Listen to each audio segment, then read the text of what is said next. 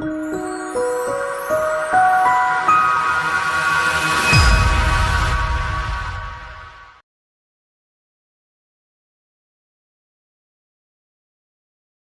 Dr. Lindsey and Wendy here. We're going to take you through a little bit longer video today where we revise a surgery done on a healthcare worker who had it done elsewhere a number of years back. And typically, there's three mistakes with hair transplants. Number one, big wide scar. He complains about his scar. It's not terrible, but it's put too low on his head.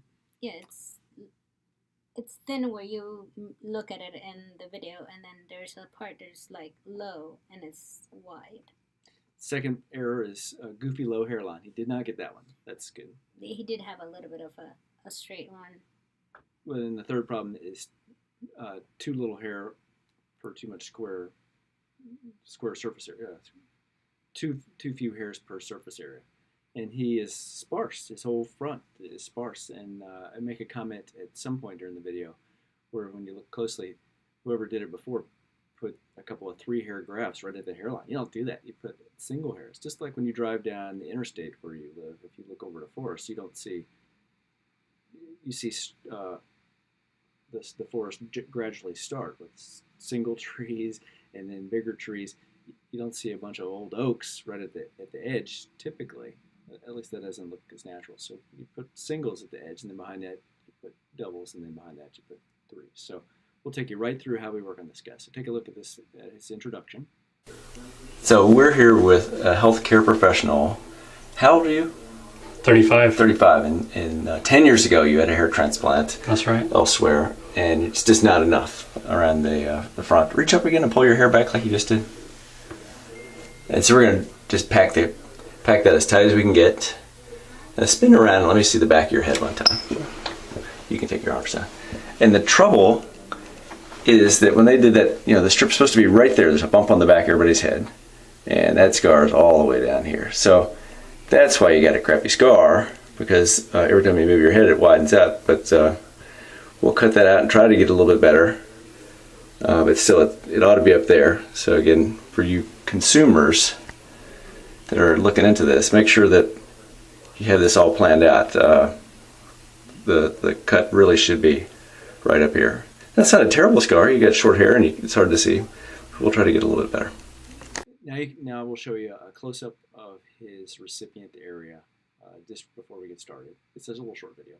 Kill me, doctor. So this is what we'll do, is just keep the hairline skin. There's just not enough hair. And so but those are all bought and paid for. They've lasted 10 years, so we'll just pack around those. And now take a look at his donor area. It's too low on his head, so look at and hear what we talk about. Okay, so now he's all trimmed up and ready to go. His scar, as you can see, goes way the heck down this way. And then we were just talking about, what are these dots? Sounds like there's suture marks, but they're not even near the suture line. I mean, this is just, as we were just talking, nobody gets them all right.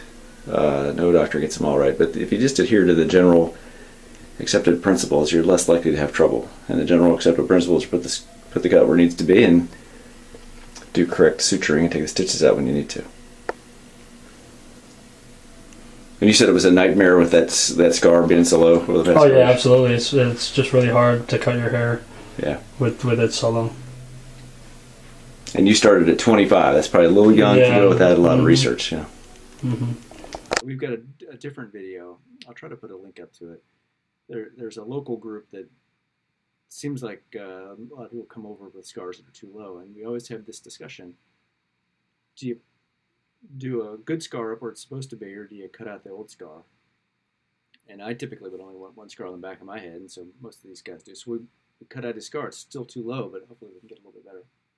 Yeah, well, that's, like you said, it's too low, and they put it too low, so when you stretch your neck, it stretches your scar.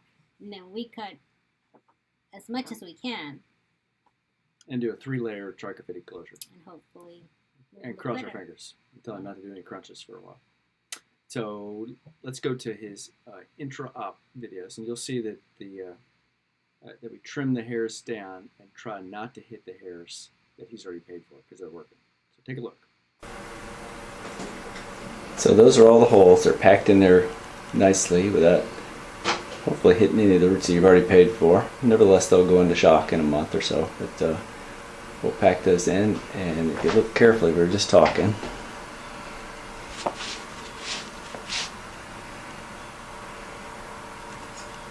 Whoever did it before put a couple of 3-hair grafts right at the edge, made it pluggy, so we'll pack a bunch of singles right around it. So you can see we make the holes as tight as we can. Here's a 2-hair graft that he's already paid for. We come in with and make holes all around that, but I do my best not to hit those roots. Inevitably, they'll go into shock loss, and so from week 4 to 8, these guys are gone. But if we're fortunate, they'll come back at week 8 or so, and then the new stuff will come around week 20. And so here he is at the end of the surgery. So we're all done, and that is packed in there as well. So again, just like all these repair cases we do, there's some spots that don't have hair, and those are spots that he already had grafts in that were working. So that's why it's not quite as dense as a virgin head.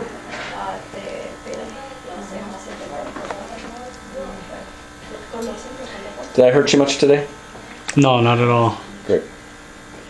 And as I commented in the video, when we do these repair cases, sometimes they don't look quite so dense because there are spots that... Yeah, because we shaved the hairs that where you...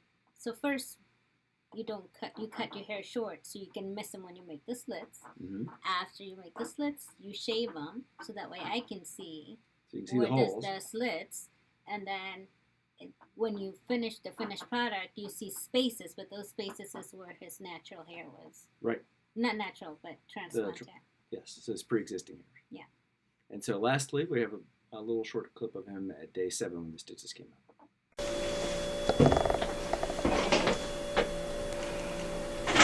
Okay, so you're 7 days out. How much did it hurt this week? You can be honest. Really, I took the pain medications the first day just to ward off any pain, but the first 2 days really wasn't bad at all. I haven't really had any major pain. Pain medications the first day and the second day, then ibuprofen for the next 2 days, and I've just been good. I did do a little bit of ice in the bag, just like the second day, just to help with the pain. But it was never really that bad at all. And we cut your scar out because it was too doggone low, and that's what it looks like on day 7. So, all right, we'll see you in a month. Cool. All right, so you are, about 5 weeks out from this? Is that right? That's right. And so remember, all your hair that we put in essentially falls out. Now you actually look worse than when I got a hold of you, but that'll change. And you were just telling me that your numbness in the back is all gone. It's just numb a little bit right there. Right on the top. Yeah, the back I can feel everything, but yeah, it's when I touch up there, I can't feel really much of anything. Yeah, about 3 guys a year say that. Now spin around. Let me get the back of your head here one time. And I'll put a picture up of your old scar. I'd already done your video, I just hadn't posted it, so we'll just add to that current video. It looks pretty good. So, your best predictor is right about now. If you have a crappy scar now, there's trouble for everybody. It's really quite good. I expect it to stay good, but if it starts itching or acting up, you're a nurse, call and come back in. And he did a great job cleaning. He did, yeah. Usually these healthcare people, it's like herding kitty cats, but he followed the instructions and did a good job. And so watch and learn. If you've got questions or concerns, please give Wendy or me a call. Thanks.